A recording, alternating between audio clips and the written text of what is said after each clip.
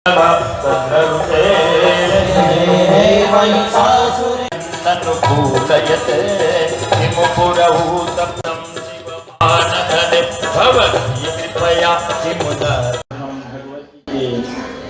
अम्बा यज्ञ को हमारे जीवन में भगवती जब कुछ देने के लिए आती है या हमारी पुण्याई जब हमको कुछ देना चाहती है, तब ऐसा अम्बा यज्ञ का आयोजन हमारे प्रांत में होता है। और भगवती उन बालकों से स्नेह करती है, तो जो अम्बा यज्ञ है बाहर भी होता है और भक्तों के हृदय में भी अम्बा यज्ञ होता है। ऐसा भगवती कृपा है। इत्यादि पंचायत देवताओं के श्री चरणों में मैं वंदन करता हूँ, कुल देवी के श्री चरणों में वंदन करता हूँ। यज्ञशाला में भगवान वास्तु, भगवान चतुष्षष्ठी देवी एवं नवग्रह इत्यादि देवताओं के श्री चरणों में वंदन करता हूँ। स्वाहा देवी के श्री चरणों में वंदन करता हूँ। दिव्य परिसर में माँ के अनेक शक्तियाँ जो विद्यमान हैं, उनके श्री चरणों में वंदन करता हूँ। हमारे इस आंध्र भक्त मंडल, राम मंदिर के प्रांगण में जितने देवी देवता विद्यमान हैं, उन सभी शक्तियों के श्री चरणों में दंडोत प्रणाम करता हूँ। ऐसे सज्जन लोगों के बीच में मुझे ऐसी कृपा बरसाई मेरे पे कि मैं आपके गुणानुवाद गाने के लिए मेरी वाणी, मेरे कंठ में भगवती की कृपा बरसी, जो मैं आप लोगों की सेवा के लिए भगवती का चरित्र सुनाऊं, ये भी मेरा बड़ा भाग्य है, सौभाग्य है मेरा।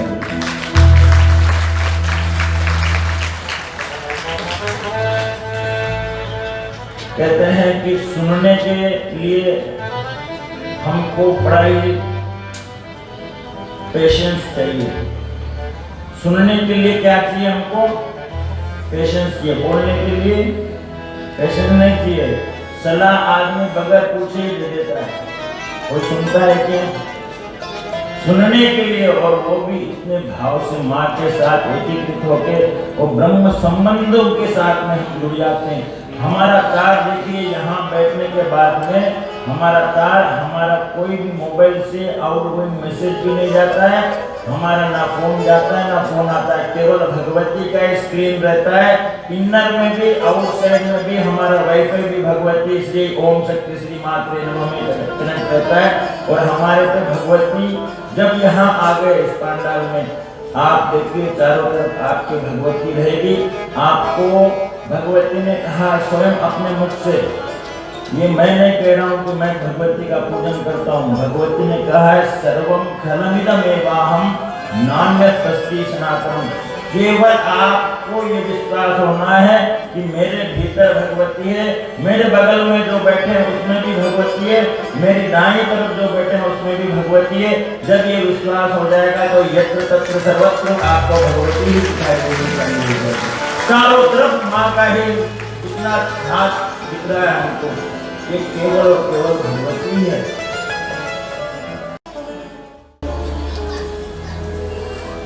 भगवान वेद व्यास जी, नारायण भगवान वेद नारायण भगवान वेद व्यास जी श्री जन्मेजय जी को दिव्य अम्बा यज्ञ के बारे में, अम्बा यज्ञ करवाते हुए देवी भागवत की कथा, अम्बा यज्ञ जो प्रातःकाल तट पर भगवती जम्बू नदेश्वरी का पूजन कर रहे थे और ह्रीम शब्द का मंत्र जप कर रहे थे।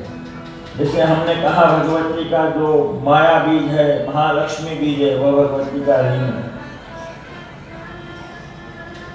जप के प्रभाव से माँ जगदम्बा प्रसन्न हुई और बालक को आशीर्वाद देने के लिए, दुर्वासा जी को आशीर्वाद देने के लिए भगवती प्रत्यक्ष दर्शन दिए और अपने कंठ के हार को दुर्वासा ऋषि को प्रदान किया।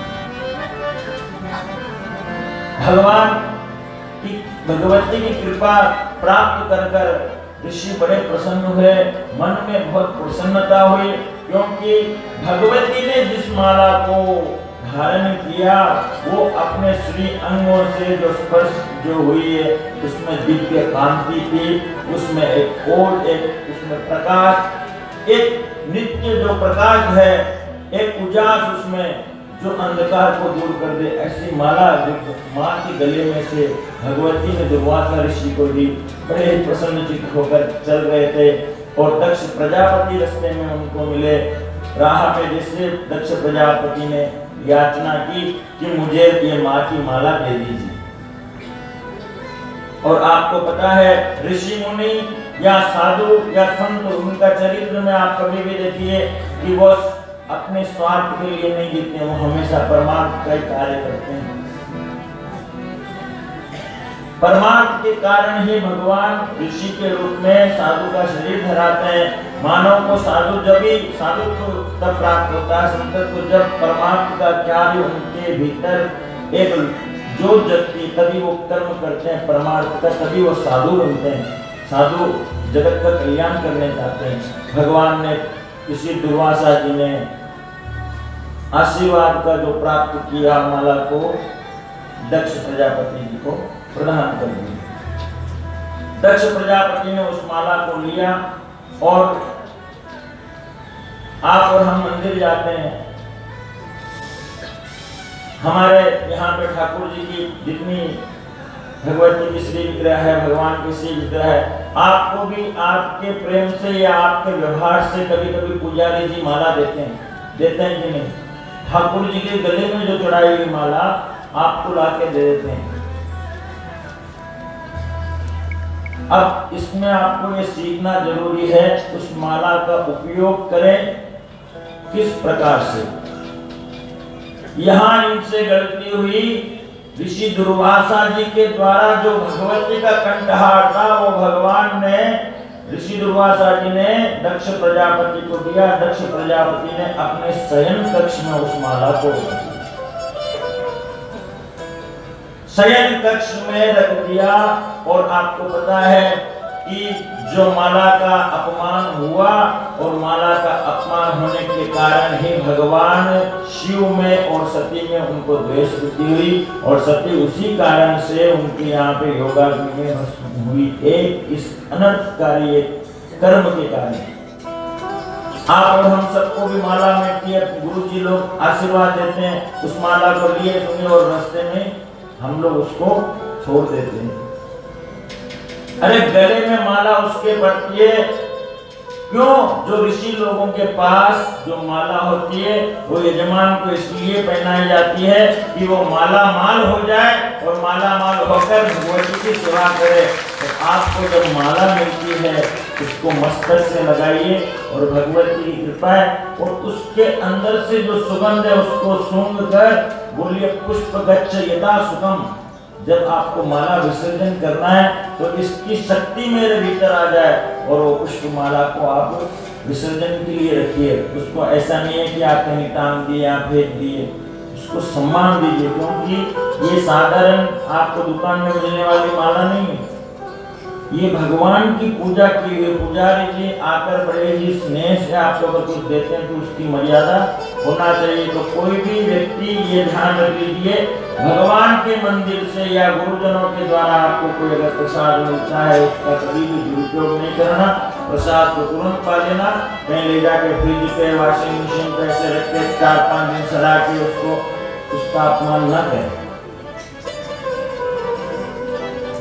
भगवती की कृपा जब बरसती है तभी वो ऐसे कर्म हमारे साथ में होते हैं, हमको प्रसाद मिलता है। अगर हम ऐसे करते हैं, इसी कारण जन्मेजय जी को वेदव्यास जी बता रहे हैं कि इस प्रकार हो गया। और भगवती जम्बू नरेश्वरी की ही जो माला का अपमान किया था उसी के कारण उसके जीवन में ऐसे संकट आए। कामाख्या भगवती की कृपा ऐसी है, हमको भारत में आप लोग आसाम प्रांत में भगवती विराजमान है, आप लोगों ने दर्शन किया है। शक्ति से माते नमः, ओम शक्ति से माते नमः, ओम शक्ति से माते नमः, ओम शक्ति से माते नमः, ओम शक्ति से माते नमः, ओम शक्ति से माते नमः, ओम शक्ति से माते नमः, ओम शक्ति से माते नमः, ओम शक्ति से माते नमः, ओम शक्ति से माते नमः,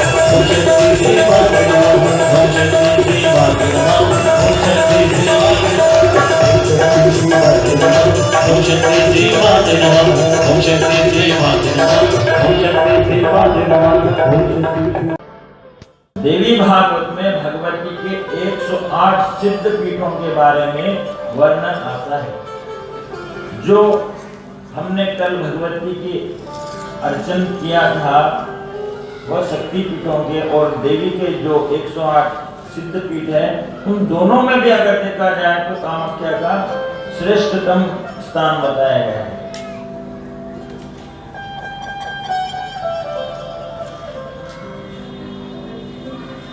चिन्मयी भगवती आद्या शक्ति का यह पीठ प्राकृतिक सुषमा से सुसज्जित होकर कामगिरी को युगों से सुशोभित कर रहा है।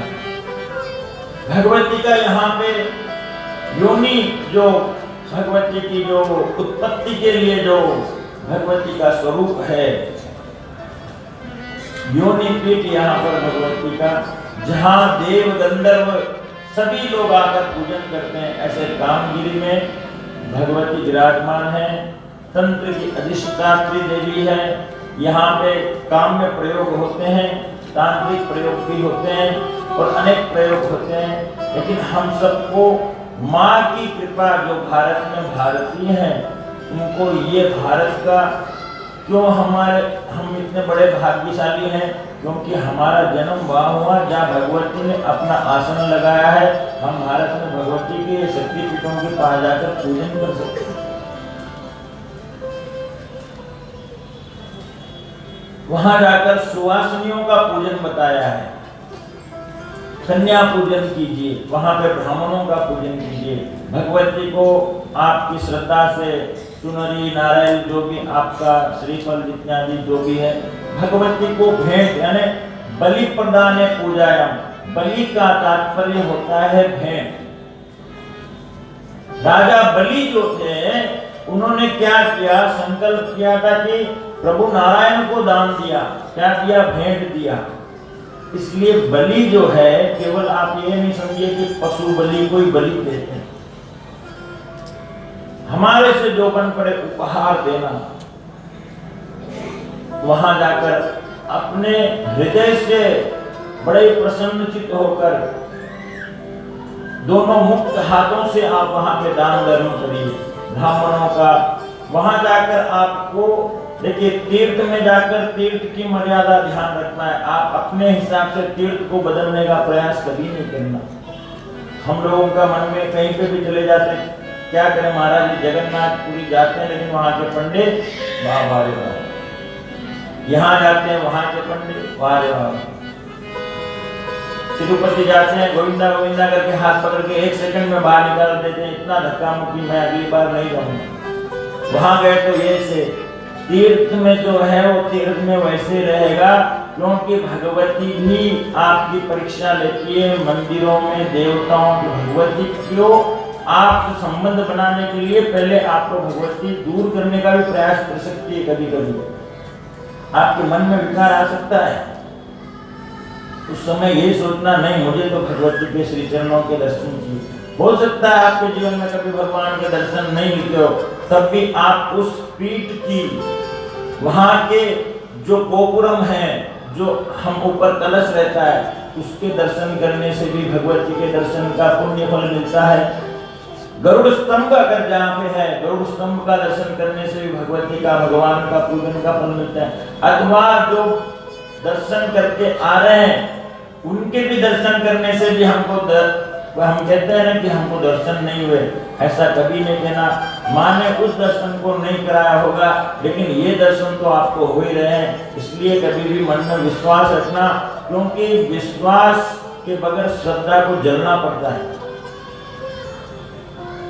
विश्वास, श्रद्धा और विश्वास ये दोनों वैसा वर्षा एक है। जैसे आपके घर में पुरुष और नारी यानी पति पत्नी का जोड़ा है, तब घर में हमारे जो पुत्र होते हैं। जैसे विश्वास और श्रद्धा है तो किसका जन्म होता है, पुरुषार्थ का जन्म होता है। पुरुषार्थ कौन, कार्तिकेय जी।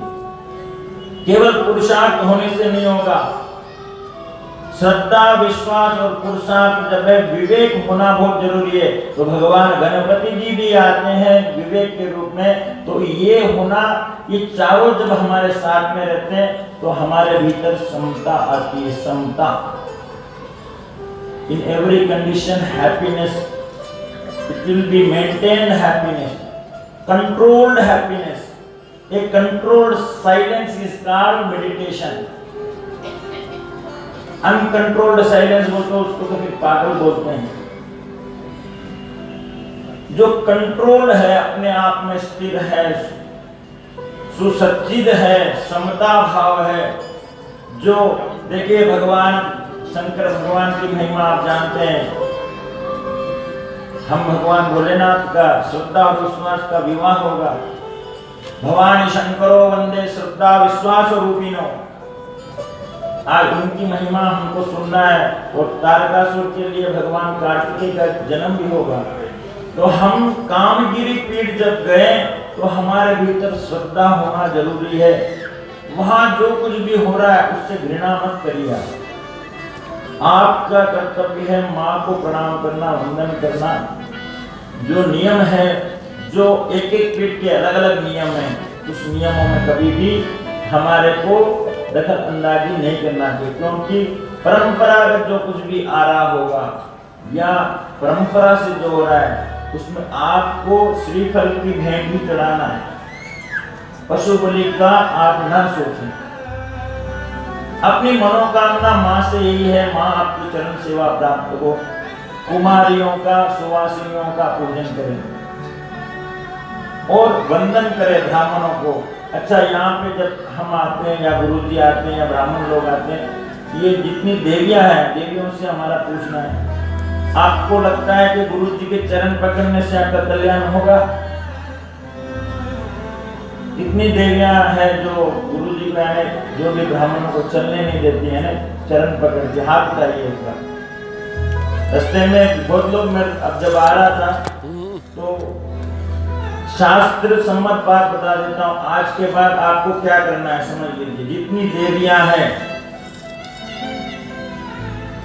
कोई भी आचार्य हो, गुरुजी स्वयं क्यों ना हो आपके, उनके चरणों का स्पर्श आपको नहीं करना चाहिए।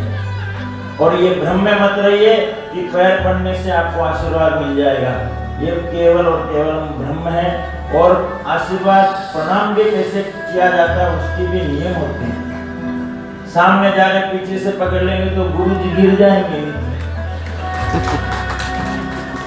ऐसे शरण पकड़ने से न तो आपका कल्याण होगा, लेकिन गुरुजी का हो सकता है कुछ न कुछ हो जाए। मेरी माताएं बहनें यहाँ तो बड़ा व्यवस्थित है, लेकिन कभी कभी ऐसा होता है कि चल नहीं पाते। तो माताएं बहनें, आपके भीतर भी भगवती है, पहले ये विश्वास करिए। हाँ, श्रेष्ठ है भाई, गुरुजन श्रेष्ठ है, तो उनको वंदन किया जाता है बगैर स्पर्श किए। तो ये आप लोग को मानना है। कोई भी भगवती के, जो भी भगवती के दास स्त्रियों को, चाहे गुरुजी क्यों ना हो, आपके पुरुष का स्पर्श नहीं करना चाहिए। ये शास्त्रोक्त है, मेरे मन से नहीं कह रहा हूं। और जितने पुरुष वर्ग है, चाहे उनके साध्वी गुरु बनी हो या कोई भी हो, चाहे बड़े बड़े हो, स्पर्श अन्य वर्ग का नहीं करना चाहिए, ऐसे शास्त्र में लिखा है। सम्मान है। अभिवादनस्ते चत्वारि वर्धन्ते आयुर्विद्या यशोबलम, ये शास्त्र का नियम है। प्रणाम करना बहुत जरूरी है। खाली पाई लागी से कल्याण नहीं होगा, सेवा भाव होना चाहिए। कभी मिले ही नहीं है, अगर चरण के स्पर्श हो गया तो क्या आपका कल्याण हो जाएगा? थोड़ा विवेक सोचिए। आपका कल्याण कब होगा? जब आप पद पद चलेंगे, एक विशाला की प्रदक्षिणा करेंगे, जब देवी भागवत की प्रदक्षिणा करेंगे, गुरुजन आएंगे तो अपना मस्तक केवल झुका दिए। दृष्टि से कल्याण होता है। तो मेरी माताएं और बहनें, निवेदन है कि आपको शास्त्र सम्मत जीवन जीना चाहिए। मैं मेरे लिए नहीं बोल रहा हूं कि मैं देवियों को पैर में छूने देता हूं।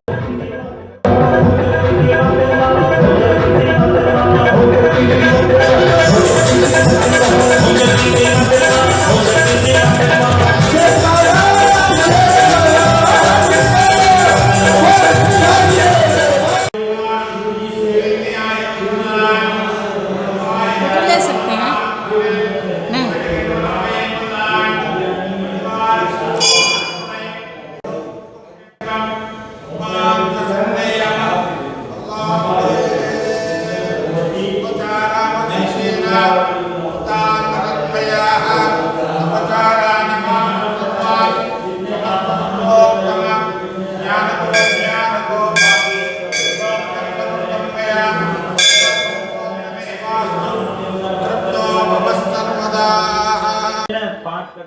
दुर्गा सप्तशती के पाठ को जानते या करते हैं। या देवी सर्वभूतेषु चैतन्य विलीयते। हे माँ, आप सबके भीतर चेतन के रूप में विद्यमान हो। आज हम बोल पा रहे हैं, सुन पा रहे हैं या समझ पा रहे हैं या नहीं भी समझ पा रहे हैं, तब भी ये चेतनता हमारे भीतर बनी हुई है, तो ये केवल भगवती का स्वरूप है। हे माँ, बुद्धि रूप में आप हो, हे माँ निद्रा रूप में आप हो, हे माँ सुधा रूप में आप हो। ऐसे भगवान सब देवता मिलकर इसकी स्तुति कर रहे हैं। तो ये स्तुति का महात्म्य है। दुर्गा सप्तशती में 4 स्तुतियां हैं। जो पूरा पाठ नहीं कर पाते उनको केवल ये 4 स्तुति करने से भी मंगल हो जाता है। जो भगवती ब्रह्मा जी के द्वारा की गई हुई जो रात्रि सुक्तम है, इसमें भगवती ने महाकाली स्वरूपिणी भगवती का पाठ किया था वह, और दूसरे में ये देवताओं द्वारा और शक्रादय स्तुति और भुवनेश्वरी की स्तुति, ऐसी 4 स्तुतियां हैं जिसमें ये स्तुति जो करता है उसके सभी मनोरथ पूर्ण होते हैं। भगवती का गुणगान किया। शिव जी की कोई भार्या नहीं है, भगवती के से अरदास कर रहे हैं। पराम्बा है जगदम्बा, सती के नहीं रहने के कारण और शिव जी समाधिस्थ होने के कारण हमारे सब कार्य, जगत के कार्य नहीं हो पा रहे। माँ पराम्बा, आप हमारी करुण पुकार सुनिए। और यहाँ पे सभी जितने भी मनु हैं सब वहाँ पे उपस्थित हैं। वहाँ हिमालय भी प्रार्थना कर रहे हैं, ब्रह्मा जी भी प्रार्थना कर रहे हैं। और भगवती, आप जानते हैं भगवती कैसी है, करुणामयी है। शरण आने वाले को तारने का भगवती का वादा है। ठीक से तो अब जो डिपार्टमेंट जिसका हो उसको तो सभी पता रहेगा कि क्या हो रहा है। माँ आपसे क्या छुपा हुआ है आप सब जानती है। मेरी जगत जननी माँ, आप कृपा करके जो तारकासुर नामक असुर उसके संहार के लिए जो लीला होनी है माँ, भगवती फिर कहती है मेरा एक स्वरूप हिमालय के यहाँ पे पार्वती के रूप में मेरा प्रादुर्भाव होगा। उस पार्वती का विवाह भगवान शिव के साथ होगा और कार्तिकेय नाम का पुत्र होगा, वही जाकर तारकासुर का संहार करेगा। और जयकारा लगाने लग गया हिमालय उसी सामने पंक्ति में। ऐसे अगर भगवती प्रत्यक्ष हो जाए, आप लोगों के बीच में कोई एक व्यक्ति का नाम बोल दे कि मैं उसके घर आने वाली हूँ, तो उसके साथ क्या हलचल मचेगी। वो तो खूब नाचने लगा, जय हो तेरी माँ, जय हो माँ, जय हो माँ।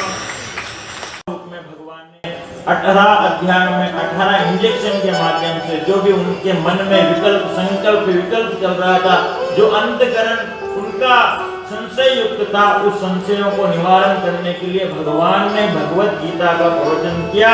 और यहाँ पे भगवान भगवती ने स्वयं अपने मुख से हिमालय को ये दिव्य ज्ञानोपदेश दे रही है। इसका नाम है देवी गीता। कभी आप इसकी पोथी लाकर आप जरूर पढ़ना। इसके भीतर भगवती ने अपने स्वरूप के बारे में कहा है। जो हमारे चक्र है, साधना के बारे में कहा है। जो साधक है उनको ये देवी गीता पढ़ना चाहिए। भगवती के अनेक स्वरूप किस प्रकार है, उस स्वरूपों में किस प्रकार पूजन करना चाहिए, ये देवी गीता में प्राप्त है। अपॉर्चुनिटी को इनकैश करना चाहिए। कभी भी हमको ये ध्यान रखना चाहिए कि जब हमारे घर में कोई शुभ कर्म हो रहे हैं तो उसको पूर्णतया जीना चाहिए। आज भगवती ने स्वयं हिमालय को माध्यम बनाया है। हिमालय को माध्यम बनाकर भगवती जब आ रही है, भगवती से प्रार्थना कर रहा है ना कि माँ आपके आसन कैसे होना चाहिए, आपकी पूजन की क्या व्यवस्थाएं करूं। आप यद्यपि मेरी कन्या रूप में आ रहे, मेरे अंतकरण में उतनी पवित्रता हो, मैं आपका लालन पालन कैसे करूं। एक जगत जननी जब आती है, जब अवतरित हो रही है,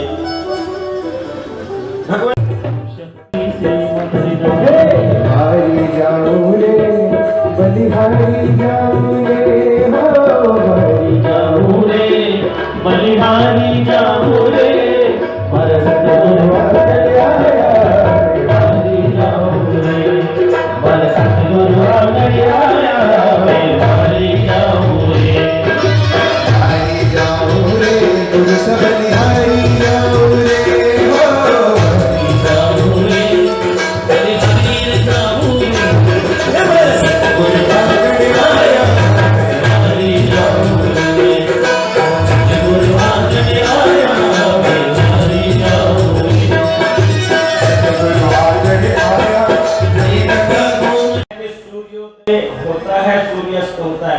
सूर्य कितने हैं? एक नहीं है।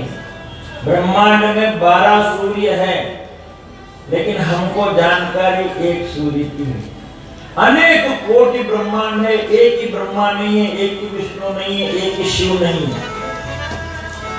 ऐसे भगवती अनेकों ब्रह्मांड की जो नायिका है, वो स्वयं जब ज्ञान देती हो, हिमालय को जो ज्ञान उपदेश देती हुई सब देवता जिस प्रकार प्रार्थना की, माँ आपका वो स्वरूप कैसा होगा जो आप अखंड कोटि ब्रह्मांड नायिका हो।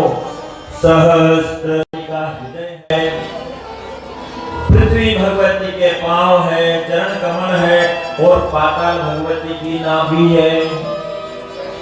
ज्योति मंडल भगवती का वक्षस्थल है, और भगवती महर्लोक भगवती की ग्रीवा है, जनलोक भगवती का मुख है, तपोलोक भगवती का ललाट है, और इंद्र आदि देवताएं जितने भी हैं भगवती की भुजाएं हैं। भगवती की भुजाओं में इंद्र आदि देवताओं का वास है, और शब्द है वो स्तोत्र है। दिन और रात 2 बरूनी है, और यमराज डाले हैं। समुद्र भगवती की कोख है। ऐसे पर्वत जितने भी दिखते हैं वो भगवती की शरीर की अस्थियां हैं, और नदियां जितनी हैं वह भगवती की नाड़ियां हैं। यज्ञ वनस्पति जितने हैं भगवती के रोमकूप हैं। ऊंट, खच्चर, हाथी इतने जितने भी जो आप देख रहे हैं वो सब भगवती के नख हैं, और दोनों संध्याएं भगवती के वस्त्र है। स्तुति से भगवती के इस विशाल रूप को देखकर, इतना ज्योतिमय स्वरूप को देखकर सब देवता भयभीत हो गए, और भगवती से प्रार्थना करते हैं, हे भगवती मेरा अपराध क्षमा कर। हमने आपसे ये इस स्वरूप का दर्शन मांगा, जो भी अखंड कोटि ब्रह्मांड आएगा, जो दर्शन दिए। हजारों करोड़ सूर्य एक साथ उदय होते हैं तो उसकी ज्योति कैसी रहेगी। हे माँ, देवी से प्रार्थना करें, माँ मेरे अपराध को क्षमा करो। अपराध हे माँ की तारा हो, माँ हम दुष्ट होवे यदा, तो भी माँ को सदा पुत्र प्यारा। क्या कर सकते हैं ये वेद, ये नीति वचन, ये आपका कैसे गुणगान गा सकते हैं माँ। ये वेद और भी आपकी स्तुति कर कर हार गया है, लेकिन माँ तेरा पार नहीं पा सकते हैं। माँ का सौम्य स्वरूप पुनः प्राप्त हुआ, सब देवता प्रसन्न हो गए। उसके भीतर यह भी मन से विराजमान होता है। भगवती ने देवी गीता के माध्यम से यम नियम प्राणायाम प्रत्याहार ध्यान धारणा अष्टांग योग के बारे में बताया, 10 आसनों के बारे में ज्ञान दिया। भगवती ने जैसे पंचभूतात्मक शरीर में हमारे 3.5 करोड़ नाड़ियां हैं, उसमें 10 मुख्य है, उस 10 में से भी 3 प्रधान हैं, जिसमें सूर्य, चंद्र और अग्नि स्वरूप में ये हमारे मेरुदंड में व्यवस्थित है। इसके अलावा एक विचित्र नाम की नाड़ी भी है। प्रधान सूर्य, जो हम कीड़ा, पिंगला और सुषुम्ना कहते हैं, चंद्र स्वरूपिणी श्वेत रूप में जो है वह कीड़ा नाड़ी है, और जो पिंगला दाई और सूर्य स्वरूपिणी और दोनों के मध्य में अग्नि स्वरूपिणी जो है वह नाड़ी सुषुम्ना है। बाएं चंद्र, दाएं सूर्य और मध्य में सुषुम्ना अग्नि स्वरूपिणी। तो चंद्र, सूर्य और अग्नि स्वरूपिणी, और इसी के भीतर में एक विचित्रा नामक नाड़ी है स्थित है, जिसके भीतर में इच्छा, क्रिया और ज्ञान शक्ति से संपन्न करोड़ों सूर्य का तेज लेकर समान स्वयंभू लिंग है, उसके ऊपर एक बिंदुनाद है सहित हकार रेप इकार से युक्त वह रीम विराजमान है। वह रीम जो है बीजाक्षर हमारे भीतर कुंडलिनी शक्ति में जो विचित्रा नाड़ी के मध्य में विराजमान है। हमको उस माध्यम से हमारे शरीर में जो रीम है उसी का ध्यान करते हुए शक्ति को शिव से मिलाना ही हमारा धर्म है। मानव को हमेशा शक्ति को शिव से मिलाना पुनः वही ध्यान का माध्यम बताया गया है। केवल आप जलों में तीर्थ न समझे, केवल जल ही तीर्थ नहीं होते और मिट्टी या पत्थर से बने भगवान की मूर्तियों में ही केवल देवता नहीं होते हैं।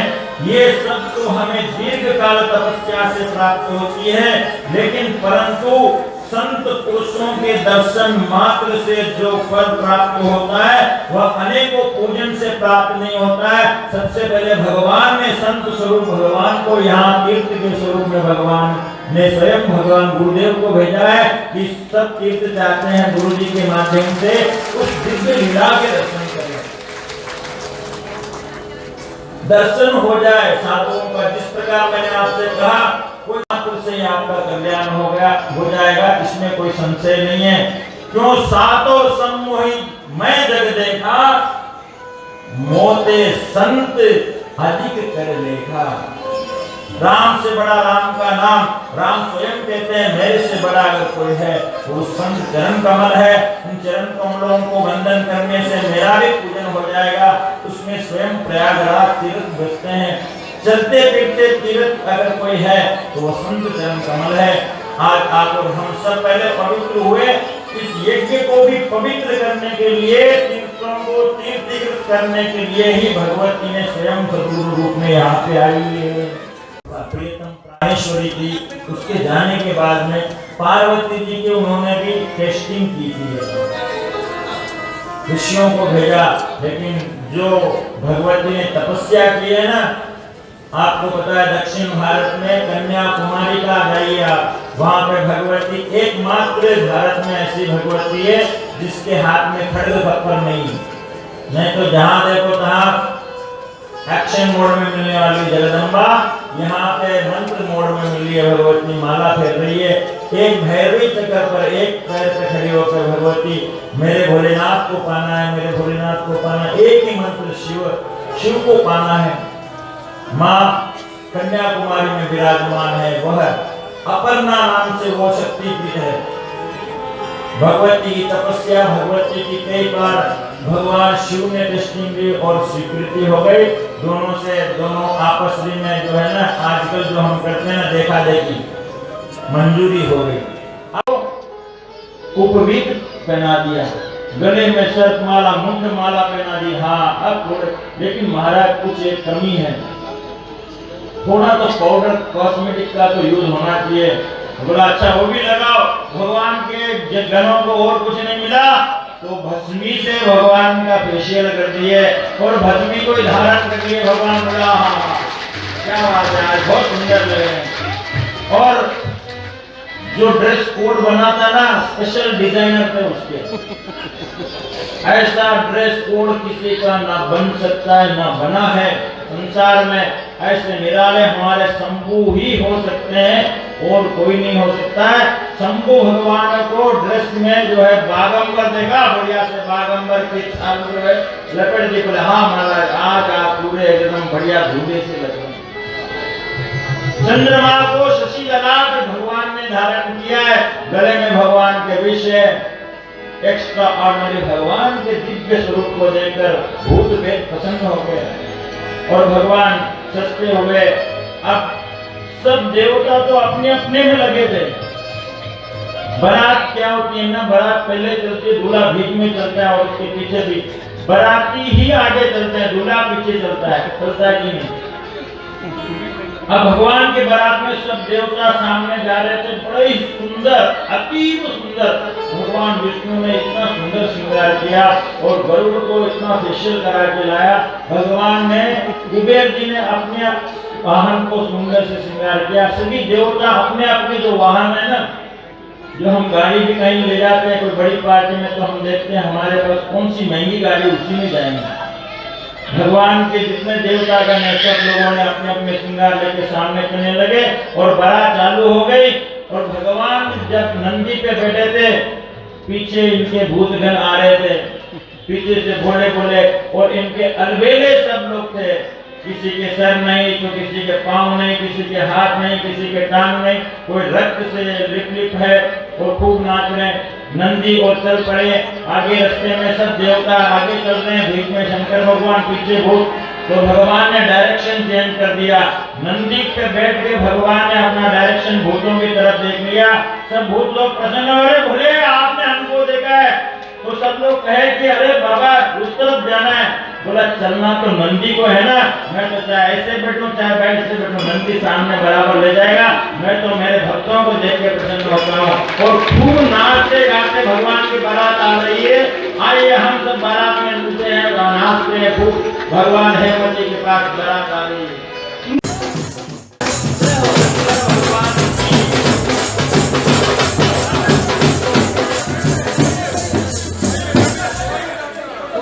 भगवान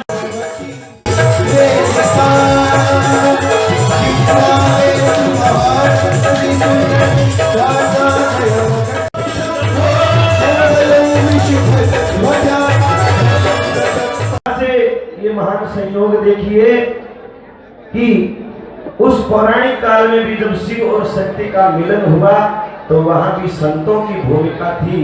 और आज हमारी कथा में भी जब शिव शक्ति का मिलन हुआ है तो संतों की महिमा। यह पावन महाराज राजेश्वरी मैया की, विश्वनाथ भगवान की, गुरुदेव भगवान की, परम्बा महायज्ञ की, श्रीमद्भागवत देवी महापुराण की, व्यास महाराज की। नमः पार्वती पते हर हर महादेव। मंगल में आनंद चर सिंध गिरिजारमण वेदनता में कहा, बड़े तुलसीदास में मैं प्रतिबंध। भगवान शंकर का और भगवती महामाया राजराजेश्वरी, हिमालय की गंगा देवी पार्वती का मंगल में तीर्थ समुद्र है, समुद्र है, समुद्र है। असिद्ध समस्यात गजलम सुध पात्रे तुम तरवर सागार लेकिन पत्र मूर्वी दिगिति दिगित्वा शारदा सरकारम तद तद गुणामय पारम नहीं आती। तो भगवान के तत्व का श्रवण करता है। उमा संग समाज भगवान का तिनका सदा विवाह, तिनका सदा विवाह, उनके घर सदा विवाह होते रहते, आनंद की वर्षा होती रहेगी। पुत्र का जन्म होगा, लक्ष्मी का जन्म हो गया, पार्वती का जन्म हो गया, सुंदर पुत्र का जन्म हो गया और वहां भाग्यवान होगा। भगवान का अलौकिक चरित्र है। वही भक्ति परंपरा राजराजेश्वरी जिनकी पावन कथा देवी भागवत के माध्यम से साहसिक मानस श्रवण करते हैं, बड़े भाग से अवसर प्राप्त होता है। वही भगवती, वही ज्ञान शक्ति है, वही क्रिया शक्ति है, वही बुद्धि शक्ति है, मुक्ति प्रदान करने वाली है। भगवान की शक्ति है, उनके लिए शक्तिमान कोई भी नहीं। बिना शक्ति के शक्तिमान कोई काम नहीं कर सकता। बिना शक्ति के शक्तिमान, बिना शक्ति के शिव आ जाए, शिव के बिना शक्ति के बिना शिव का कोई महत्व नहीं। भगवान तत् प्राणी ग्रहण परिपाटी फल।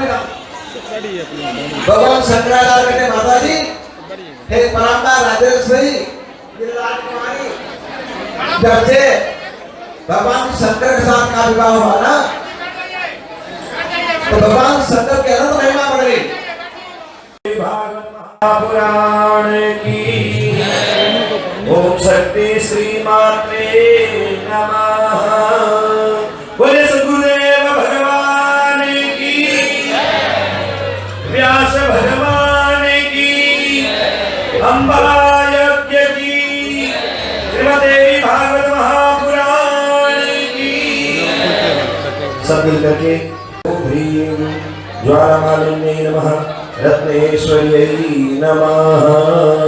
आरात्रि पार्थिव गोरगः पितुरत्राहि धामभिः, दिवः सदा गुंसिविहति वितिष्ठस आपेखं वर्तते तमः।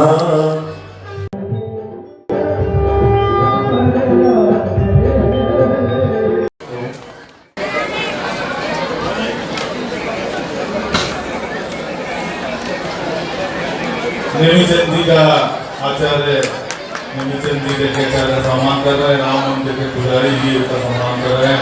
एक बार जोर से बोलिए जय माता दी। आज हम लोगों को सौभाग्य है गुरु जी का दर्शन मिला। हम परसों भी बोल दिया कहाँ से आया है बोला, इसलिए उनका दर्शन मिला, सौभाग्य होता है। फिर गुरु जी का यज्ञाचार्य एक 9 दिन कार्यक्रम करना है, मामूली बात नहीं है। ये पहले दिन आया, भगवान से संकल्प किया, अभिज्ञ नहीं होगा, निर्विघ्न से कार्यक्रम हो जाएगा करके बोला। ये बहुत श्रद्धा से यज्ञाचार्य के लिए एक बार हम लोग एक बार बोलेंगे ओम